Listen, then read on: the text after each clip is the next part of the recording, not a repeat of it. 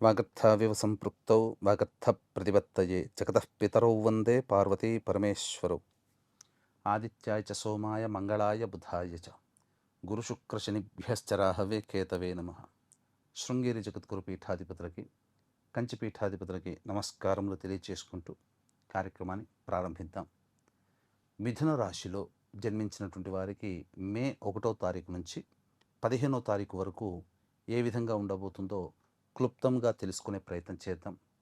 మృగశిర నక్షత్రం 3, 4 పాదాలు, ఆరుద్ర నక్షత్రం 4 పాదాలు, పునరుసు నక్షత్రం 1, 2, 3 పాదాలలో జన్మించినటువంటి వాళ్ళు మిథున రాశి వారికి చెందినవారిగా గుర్తింపు.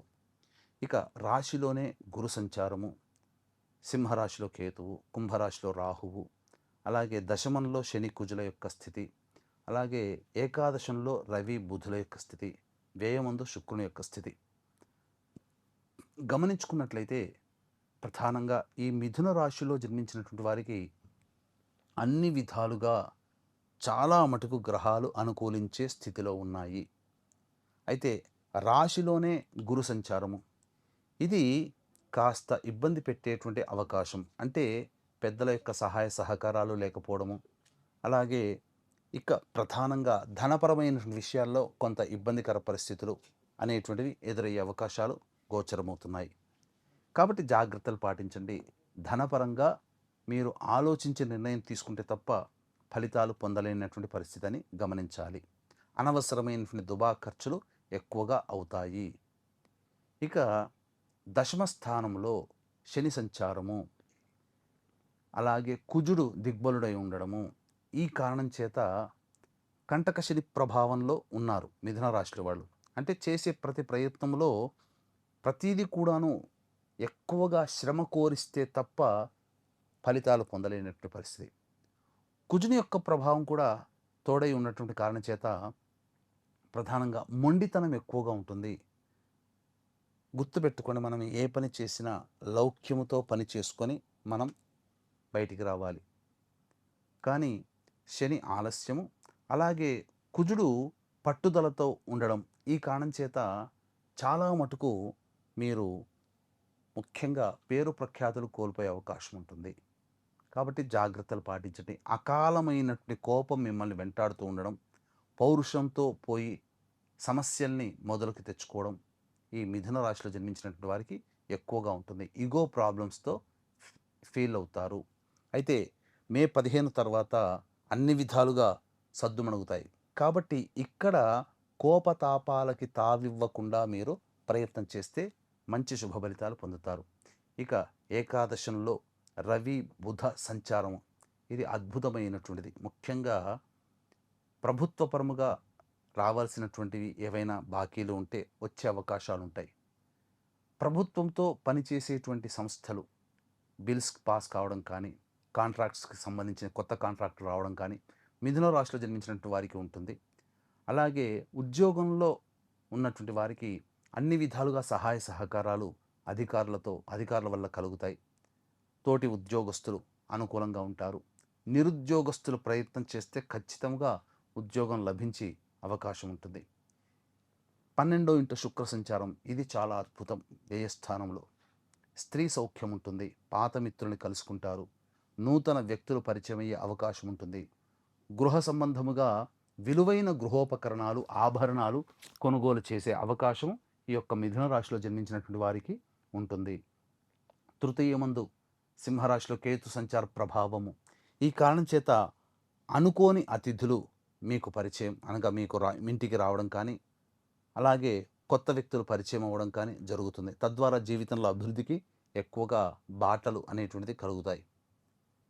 ఇది కేతుగ్రహ ప్రభావం వలన అనుకోని సంఘటనలలో మీకు అన్ని విధాలుగా యోగదాయకంగా ఉంటుంది. విజయాన్ని పొందుతారు. అలాగే నవమ స్థానంలో రాహు సంచారం ఇది కాస్త జాగ్రత్తలు పాటించాలి. కుటుంబ వ్యక్తులతో కలహాలు వచ్చే అవకాశాలు ఉంటాయి. ముఖ్యంగా తండ్రి గారి ఆరోగ్యం పట్ల శ్రద్ధ వహించాలి.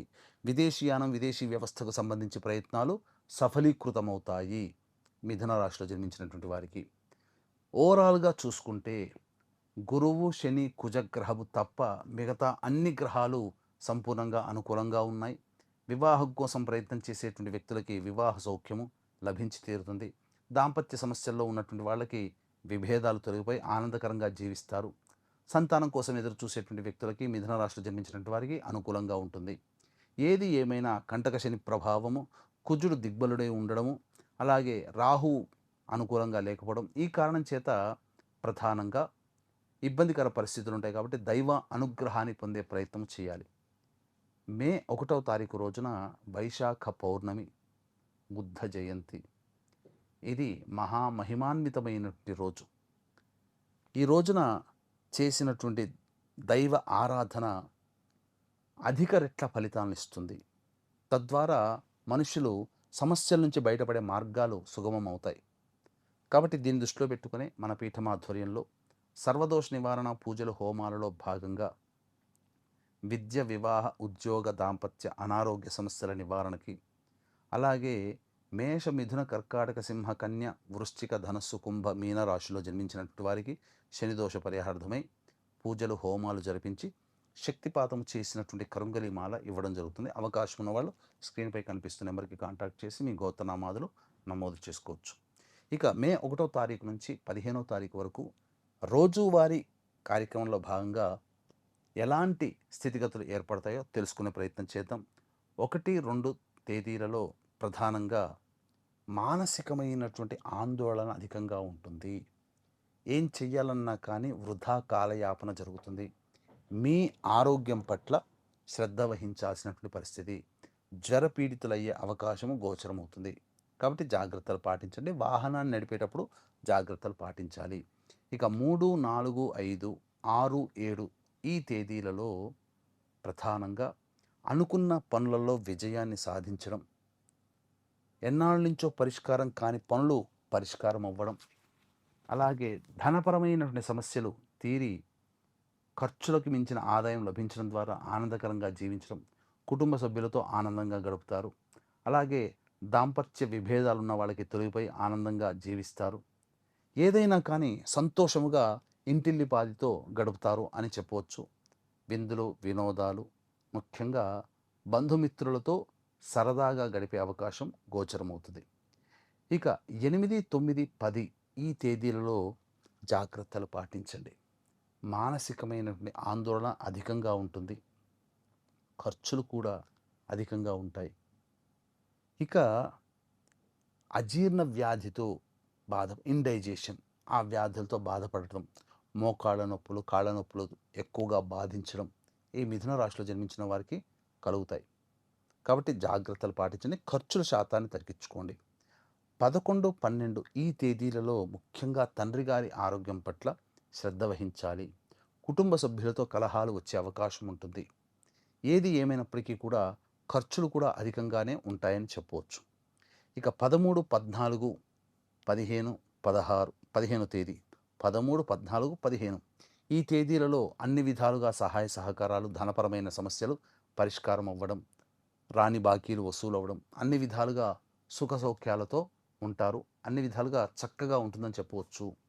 ఏది ఏమైనప్పటికీ కూడా మీరు నమ్ముకున్న మీ ఇష్టదైవము, మీ కులదైవము ఈ మిథున రాశిలో జన్మించినటువంటి వారికి చెప్పిన విధంగా వచ్చే సమస్యలకి పరిష్కారం అందజేసి సమస్యల్ని తట్టుకోగలిగే మానసిక ధైర్యాన్ని ఇవ్వాలని కోరుకుంటూ, అన్ని విధాలుగా మీకు మంచి జరగాలని ఆశిస్తూ, సర్వం శ్రీ ఉమామహేశ్వర పరబ్రహ్మార్పణమస్తు.